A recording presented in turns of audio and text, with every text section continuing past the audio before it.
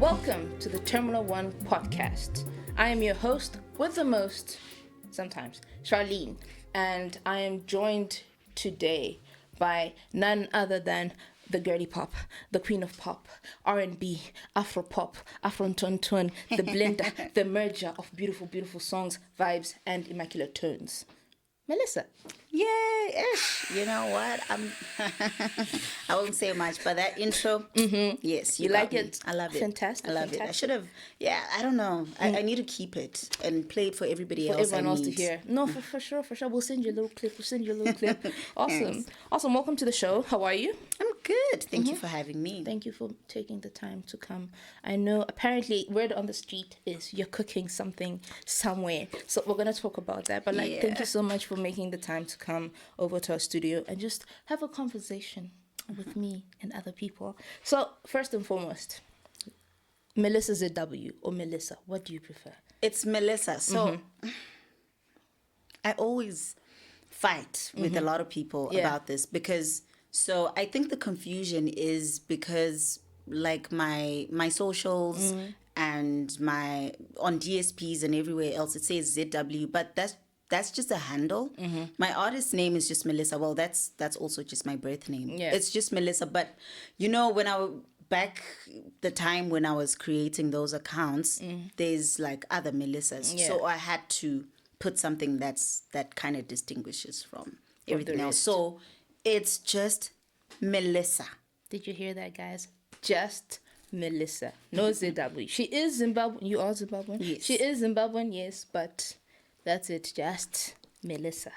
Although you can find her on all your social media platforms at Melyssa ZW. Like she said, DSP's Melyssa ZW. Be sure to follow, like, subscribe to her YouTube, follow her TikTok, Instagram. You've got this interesting series that you've been running called the Melissas.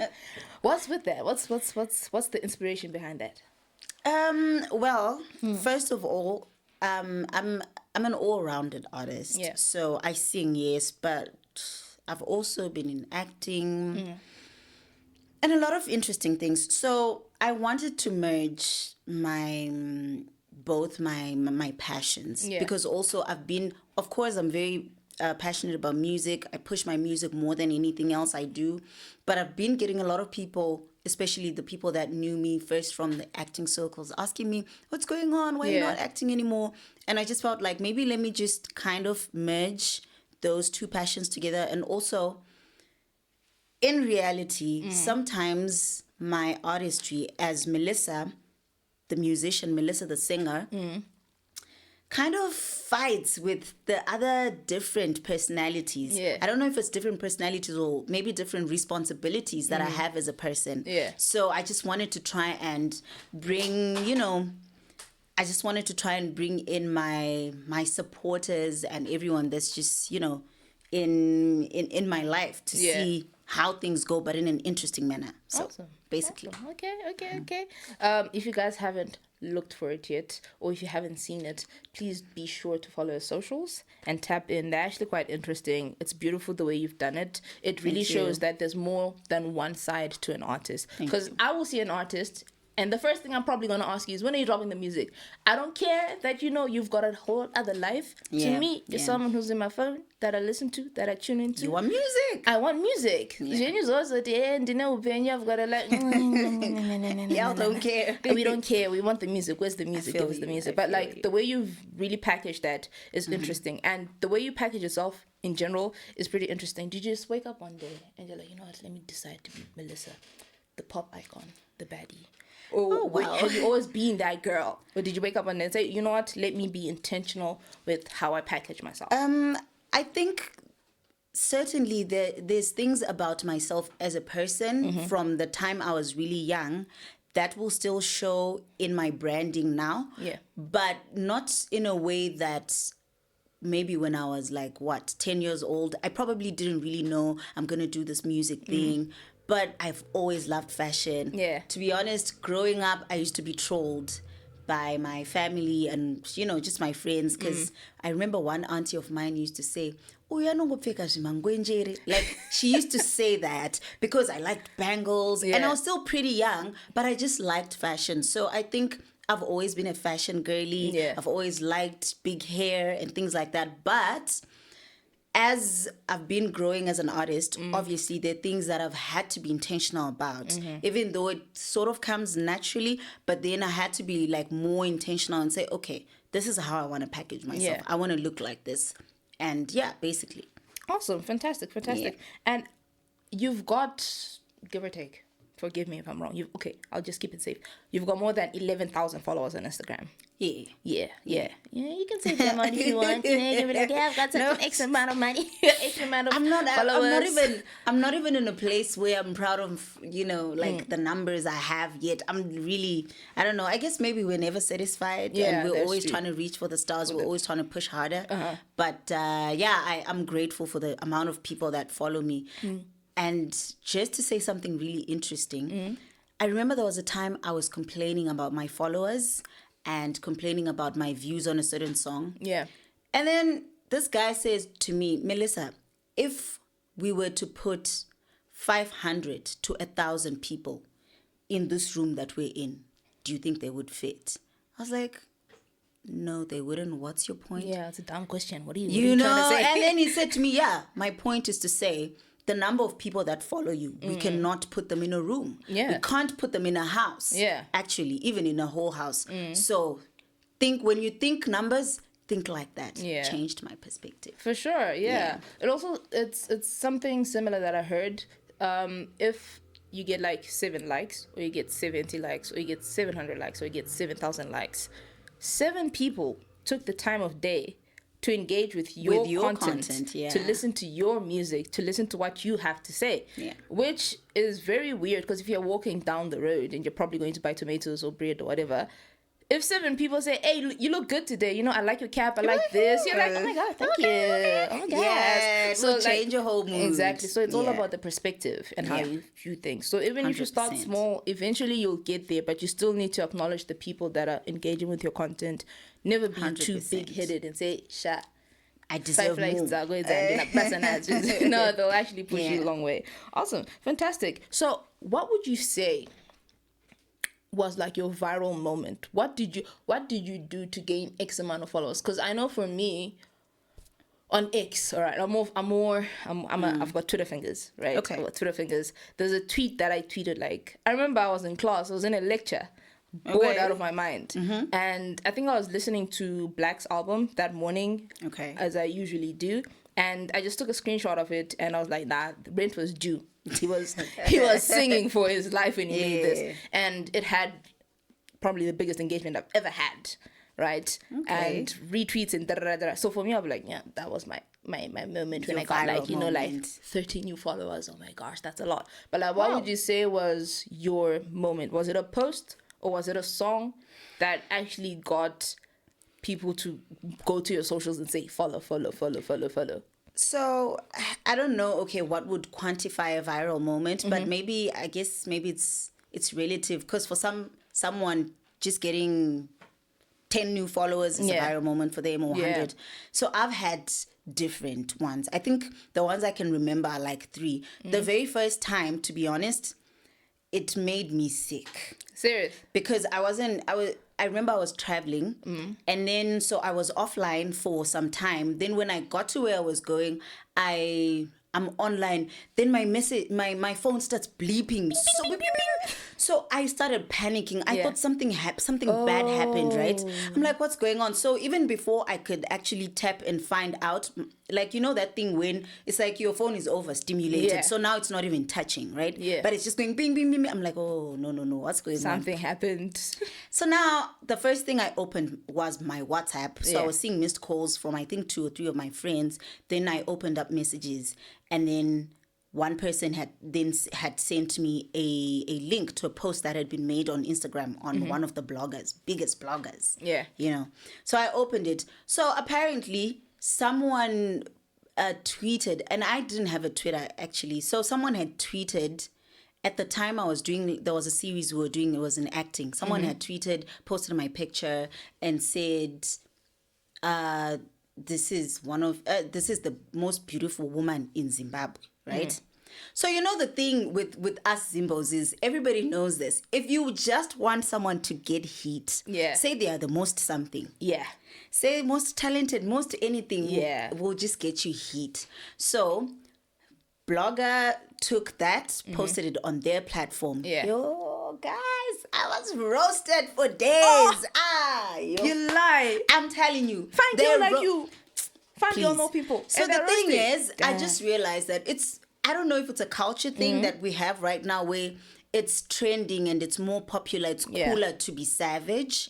So it's like in all these comments, we're just trying to sound like we're savage. Everyone wants the trophy for Yeah. being the most savage. So they roasted me. My God. They roasted me so bad. I was like in depression mode that day. I was like, guys, is this really what people think of me? Like, and then I guess after like 2 days, I got out of it. I got people who spoke to me. They're like, listen, everyone gets trolled. This is the life you chose. Rihanna will get trolled. Beyonce Yeah. gets trolled. Even the people you think are most beautiful, most talented, they still get trolled. Also, look at the brighter side because I gained about 700 followers in 2 days. Oh. Just off of that negative or rather, comment. I perceived it as negative. They're Yeah. like, no, don't look at it as negative. The people who don't know you now, Now they they do. Yeah, so there's that. And then a time when I did my song with Delray Shewe, received such, great, a very good response. Lovely I song, gained lovely also. song. Thank you so much. So, yeah. And another time on Twitter, which I also wasn't really aware of because I didn't have Twitter. Well, now I'm on it because of that. Yeah. So, pretty much. Oh. Also. So would you say, because of that, would you say bad publicity? No, there's no such thing as bad publicity, or all publicity is good publicity. I've heard that statement a lot, and I'm kind of like on the fence because, to be honest, for me, the whole thing of people trolling me and saying all of these nasty things had a negative impact on me, and I would say my mental health in a way. Yeah. But it did well for the brand. So I think that statement, it can't be total. Like, we can't say it's 100%. There's the good and the bad. Yes, bad publicity can be good for the brand because it's more awareness. Yeah. But what does it do to you as a person, not the brand? Not the brand. So it can have really negative effects on the person, the personal person, and then do good for the brand. So you kind of had to strike a balance there. Okay, interesting. Okay, you spoke about your collaboration with Denzel Shewe. As an artist, right? I don't know if we can still qualify you as an up-and-coming artist, but as an emerging artist, because you're always getting to higher levels. Job is constantly growing. Winky is constantly growing. Yeah. People are gonna say you've mentioned these guys before. Yeah. But like, people are constantly growing, right? In whatever field you do, everyone's always emerging in whatever they're doing. So as an emerging artist, how important would you say collaboration is? I think collaboration is very important because number one, it allows you to tap into different audiences. It also grows your artistry because you get to learn different ways of creating. Because I've through collaborations, I've realized that artists are very different in their way of creating. Some people want to get a beat first, then write on it. Some people want to write first. Some people freestyle. Yeah. There's all of these different ways of creating. So, excuse me. Sorry, it's okay. So, yeah, I think collaborations are really, really important. Awesome. And with collaboration, would you say it's very important to collaborate with someone who's like way more established, or is it just with someone who's talented? So it could be, forgive me for saying this word, a nobody that no one knows, but they're really, really talented. Or collaborating with someone who's really, really well known, but then they're not really gonna push the song as well as you're gonna push the song. There's just a lot of other factors that get involved.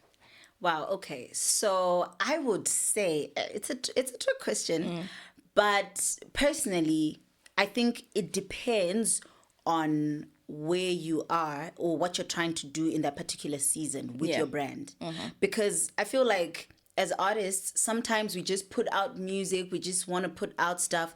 We're not really strategizing on what we want to do. So it depends on the strategy. Yeah. So there's a time where if you're focusing, say, on brand awareness, for example, or you're just, you like you said, maybe you're upcoming or you're emerging and you're just trying to get more people to know you, then obviously you would collaborate with an artist that's, more established.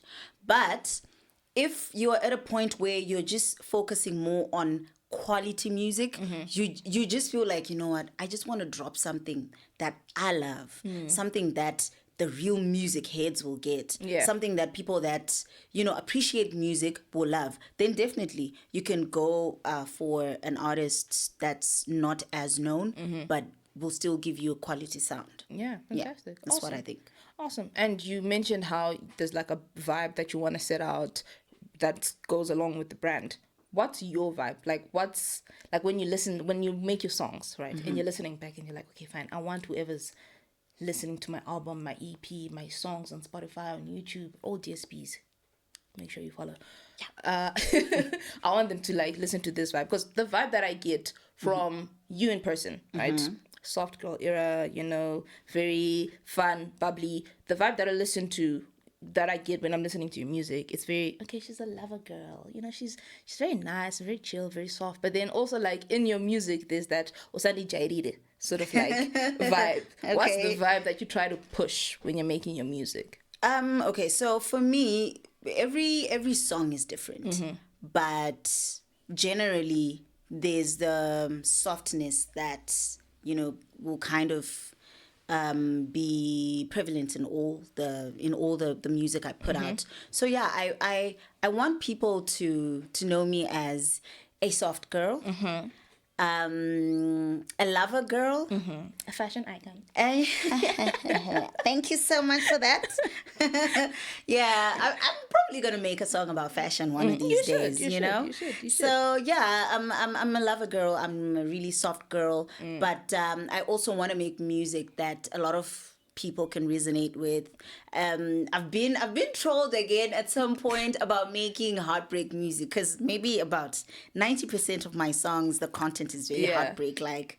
But I guess for me, I just find it easier to write that way. And I guess a lot of people can relate, guys. Yeah, so many people are heartbroken it's every hard day. in these streets, and I would chemedzano. Bruh, like it's every crazy. morning, people wake up, they have It's their crazy. breakfast, they have to have cement, kusimbisa hana, because Oh wow, girl.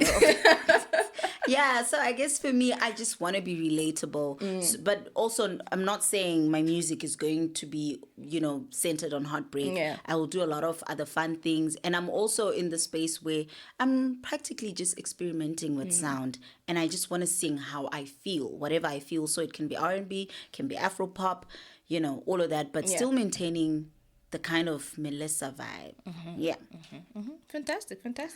Right. So, Melyssa, what is one misconception that people have regarding Zimbabwean female artists? Because we had Naida come in the previous episode, and she was talking about how sometimes just because you're a DJ and you play mubawa, like you're that type of girl, even though sometimes you're not. You just like to play music, and you happen to play music in certain spaces. As a female artist in a male-dominated, what's that misconception? It's this one, the way she got there, it's because of. It's a difficult industry to be in, also because it's male dominated. So there is a number of misconceptions, but I think the most obvious one is the one that you just mentioned, the one that Naida was talking about. Naida, sorry. The minute you walk into a room, and you say you are an artist, there's a certain perception that people have.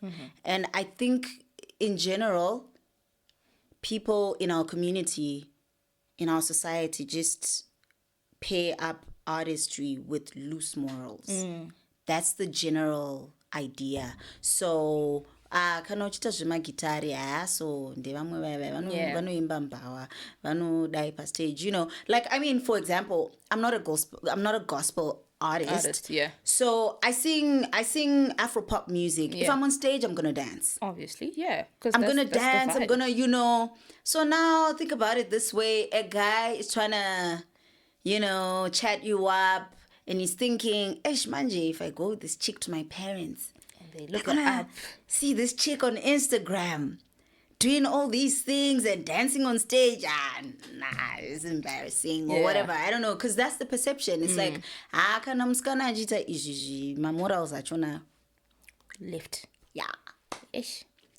But that's not true. That's not true. I don't think it's true. Because sometimes people do need to understand music is a business. And the way you sometimes present yourself on social media is actually not who you really are behind closed doors. Yep. So if I'm out here, dancing on stage, dancing on Instagram, I'm just doing it for views, I'm doing it for engagement, but that's actually not who I am. Someone had to choreograph and have 100 takes for that, because I can't dance in person. I think the problem is that we live in an era where people are not yet in a place where they accept music and our industry as an actual industry, as an actual job. So because if they did, they would understand that what I do on stage is not my personality. Because why do you understand that your dad is a doctor, he wears that coat and what, but when he's in the house, he doesn't walk around with the coat and the stethoscope and whatever it is. It's the same thing. So it's the same thing.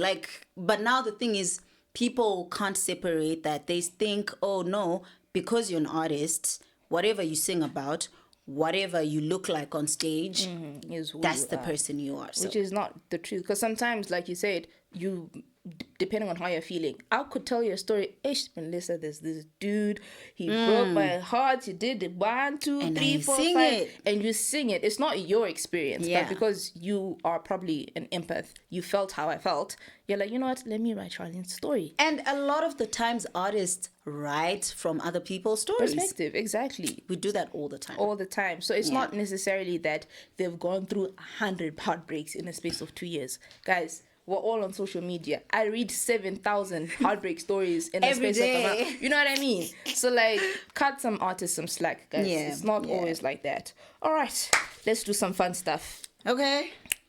Oops. What are your essentials when you're going in a studio? You need to make sure you've got 1, 2, 3 things, 4, 5, 6 things. Studio, definitely my phone. I need some water, some juice. I always have lip balm or lip gloss. Lip therapy is important. What's the other thing?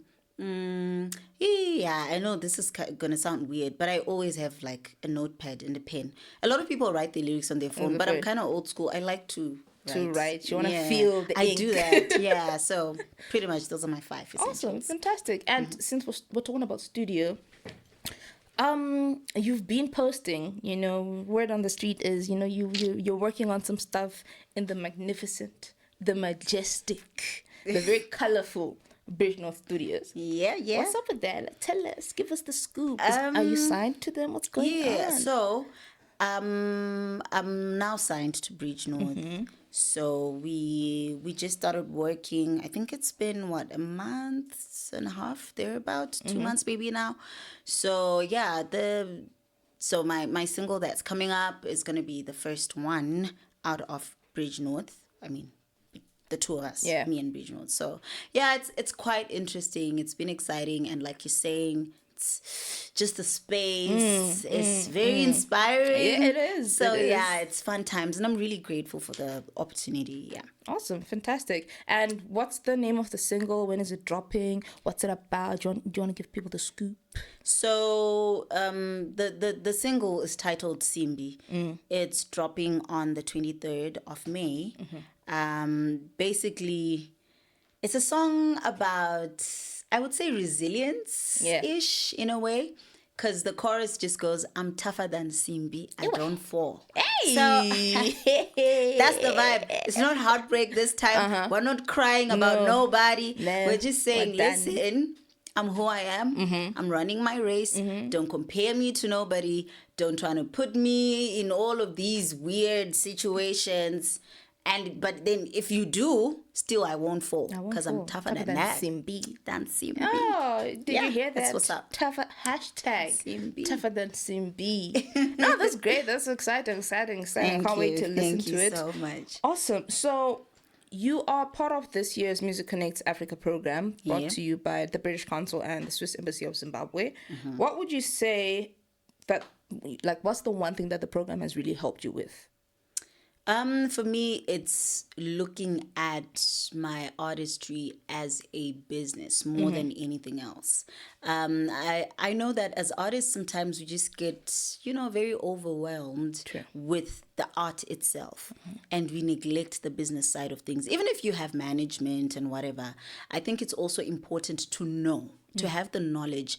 And I think in that program, I learned a lot of things on the business side that I didn't know, and even just general intellectual rights and all of those things that are not as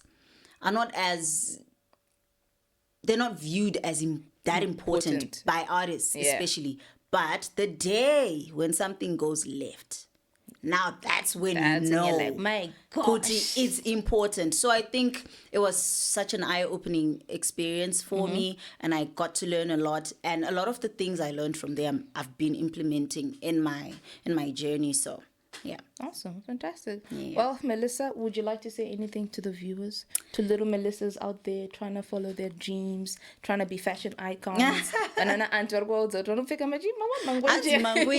like, I'll never forget that word because I don't even know what it means. I think you know how Shona is. It's like a direct translation of what's happening. Yeah. Wow. So maybe like maybe I don't know. What do I know? I'm gonna ask her though. Yeah. I will ask her. Yes. So well, I just want to say, I don't want to sound too philosophical or anything. Like, but you know what, Zen. guys? From my experience, passion will take you so many places, highs and lows, but also you need to develop your character as a person. You need to develop kind of a tough skin. So whoever you are, follow your dreams, but you also need to be tactical and logical. Go to school. Yeah. Go to school, do what you need to do, and one step at a time. Literally, I had to multitask a lot for me to get to this place. I still do, but now I'm in a place where, it's more balanced. But you got to put in the work. You really have to put in the work. You have to believe in yourself more than anyone else. Because if you are going to look outside too much, you're going to be discouraged. People are going to tell you, oh, this person's better than you. Oh, this person did this. Oh, no, they're so cool. And what? So that will cloud your judgment. That will really, really mess with your psyche. Protect your mental health at all costs. If anyone puts you down, if anyone makes you doubt yourself, avoid them. Just avoid them. Because you're Urisimbi, you gotta be tougher than Simbi. Exactly. Listen. Fantastic. Melyssa, thank you so much for joining us. You. Please do follow her on all her socials at MelyssaZW, Instagram, TikTok, Facebook, YouTube. Yeah. And same. Become one of those monthly listeners on Spotify. Please. On guys, Deezer. stream on this Apple Music. Wherever. Yeah. Please don't pirate music, guys. We're also trying to make money. Don't do that. Just go stream to YouTube. And if it's downloadable off YouTube, then fine. But pay for your Spotify subscription. It's only $3.99 per month. But anyways, Melyssa. Thank you. Thank you so much. Thank you so much. It's been fun. Awesome. Do this again soon. Yes, we will. Cheers. Awesome. Bye.